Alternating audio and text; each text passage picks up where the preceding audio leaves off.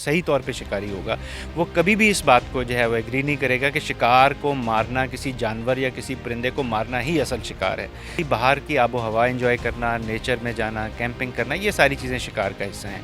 कि हंटर्स हों, legal hunters हों, ठीक है जी, वो आएँ डिस्ट्रिक्ट पे भी, डिवीज़न पे भी, उनसे ये पूछ सकते हैं, बल्कि डिपार्टमेंट के ऊपर वो बैठे हैं। बेतहाशा जो है वो शिकार मारता है, उसको ना तो हम शिकारी मानते हैं, ना ही हम इंसान मानते हैं। काला तीतर है, बटेर है देसी, कुछ भी है जो हमारा लोकल बर्ड है, वो बचना चाहिए, फिर ही वाइल्ड लाइफ बनती है। वाइल्ड लाइफ डिपार्टमेंट से आपको स्पेशल परमिट बनवाना पड़ता है। वो 580 रुपीज़ हैं उसकी पर डे की। सैटरडे और संडे को उसका अलाउ करते हैं वो लोग। जो शिकारी है वो उससे अच्छा सेफ नहीं कर सकता वाइल्ड लाइफ को। पर सख्ती से अमल दरामद किया जाए। ब्रीडिंग सीज़न के अंदर जो तीतर के बच्चे लोग पकड़ते हैं, जो डव्स का शिकार करते हैं। अस्सलाम वालेकुम नाज़रीन, एसजी न्यूज़ की तरफ से मैं हूं आपकी मेज़बान फ़िज़ा हुसैन। नाज़रीन, wild life and habitat conservation society की तरफ से एक सेमिनार का इनकाद किया गया, जिसमें शिकारी हज़रात को कुछ तहफ़्फ़ुज़ात थे जिस पर इन्होंने पूरी मीटिंग में बात की, और हुकूमत की तरफ से भी कुछ कवानीन थे। तो आइए वो कवानीन क्या थे और इस मीटिंग में क्या बात हुई, शिकारी हज़रात से जानते हैं। मुस्तनीर अफजल लोधी मेरा नाम है जी, प्रेसिडेंट हूँ Punjab hunters and conservators association के।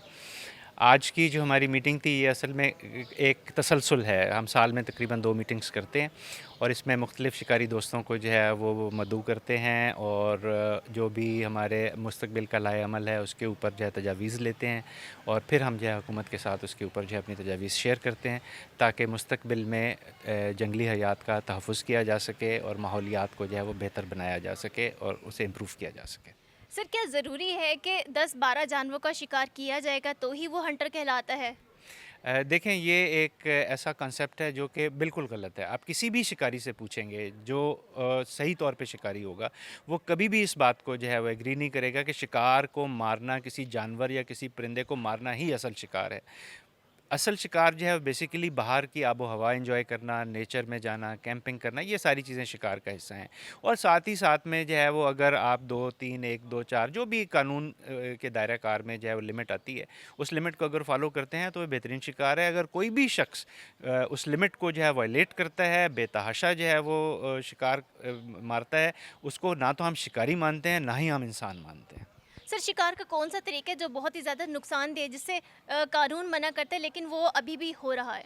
देखें, सबसे पहले तो जो लिमिट है कि जितने बर्ड्स की लिमिट है, कुछ लोग जो है वो लिमिट को जो है वो एक्सीड करते हैं।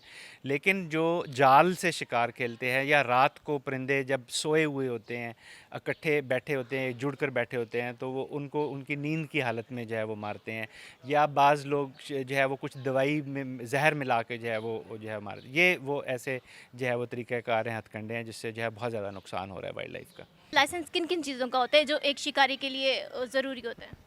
लाइसेंस 2 तरह के होते हैं। एक पहले आप असलहे के लिए लाइसेंस लेंगे, वो डिस्ट्रिक्ट लेवल पर जो डिप्टी कमिश्नर साहिबान हैं वो इशू करते हैं, वो रखेंगे लाइसेंस होगा। ये शॉटगन का अलग होता है लाइसेंस, राइफ़ल का अलग लाइसेंस होता है। तो जब आप किसी शिकार पर जाएंगे तो शिकार के लिए आपको वाइल्ड लाइफ डिपार्टमेंट से आपको स्पेशल परमिट बनवाना पड़ता है। वो 580 रुपीज़ हैं उसकी पर डे की। सैटरडे और संडे को उसका अलाउ करते हैं वो लोग, लेकिन वो एक मखसूस डे होते हैं उनके, जिन दिनों में ब्रीडिंग नहीं होती जानवरों की, उन दिनों उसको शिकार को अलाउ करते हैं। अच्छा सर, ये जो इतना ज़्यादा शिकारी है, हम देखें इस मीटिंग में भी बहुत ज़्यादा है माशाल्लाह शिकारी, तो क्या इससे जो हमारे जानवर हैं और स्पेशली जो लोकल हैं जानवर परिंदे, क्या उनकी नस्ल ख़त्म नहीं होती जा रही है इससे? जी, ये बहुत प्यारा सवाल किया आपने, मैं इसी तरफ आना चाह रहा था। बात ये, हम लोग शिकारी हैं। अब बहुत लोग इस चीज़ से नाबल्द हैं कि शिकार, वो समझते हैं शिकार वाइल्ड लाइफ बहुत ज़्यादा है वाइल्ड में शिकार, लेकिन शिकार ख़त्म हो गया। हमारे जो लोकल बर्ड्स हैं, पार्ट्रिजेज़ हैं, हमारे ब्लैक पार्ट्रिज है, ग्रे पार्ट्रिज है, फिर हमारे कॉमन लैपिंग हैं, स्टिल्ट हैं और मुख्तलिफ़ किस्म के वेडर्स हैं, वो यहाँ पर ब्रीड करते हैं हमारे इलाके में आकर के। लेसर विस्लिंग टील है, फिर हमारा मुजफ्फरगढ़ का इलाका है, तौसा बराज का, यहाँ पर लेसर विस्लिंग टील ब्रीड करती है। इसके साथ पेंटेड स्नाइप हैं, फेजन टेल जैकाना है। ये 5-4 बर्ड्स यहाँ पर जो वेडर्स हैं, वाटरफाउल, वो ब्रीड करते हैं। फिर हमारे रिंग डव है, रेड टर्टल डव है, लिटिल ब्राउन डव है, ये हमारी लोकल बर्ड्स है।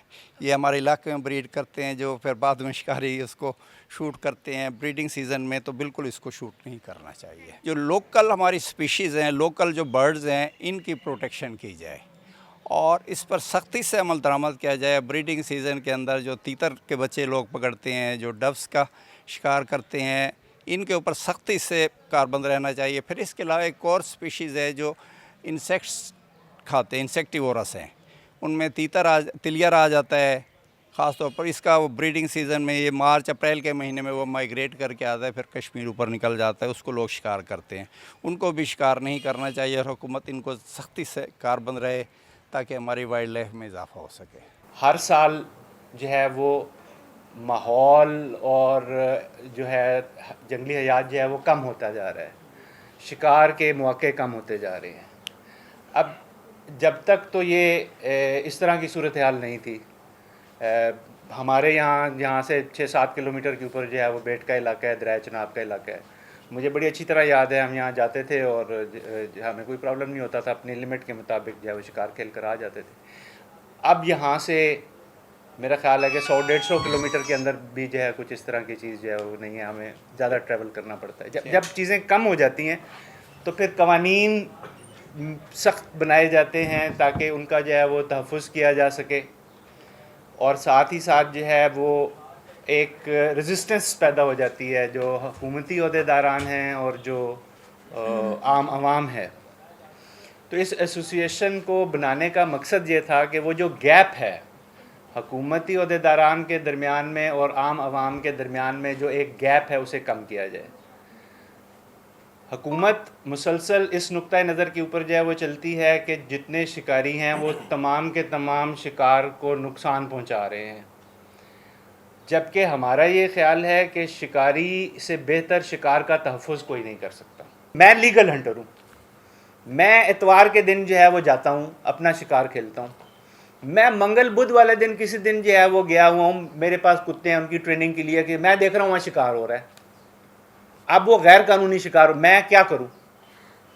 हमने इनसे कहा कि जी आप एक हेल्पलाइन क्रिएट करें कि जिसमें जो हर वक्त जो है अवेलेबल हो, अगर कहीं पर कोई वायलेशन हो रही है तो उस वायलेशन की हम निशानदही करें और उस निशानदही के ऊपर अमल दरामद हो। तान डिस्ट्रिक्ट कोऑर्डिनेटर हूँ, मेरा नाम मोहम्मद उबैदुर्रहमान भट्ट है। सर, इस मीटिंग का क्या मकसद है, पर्पज़ क्या है?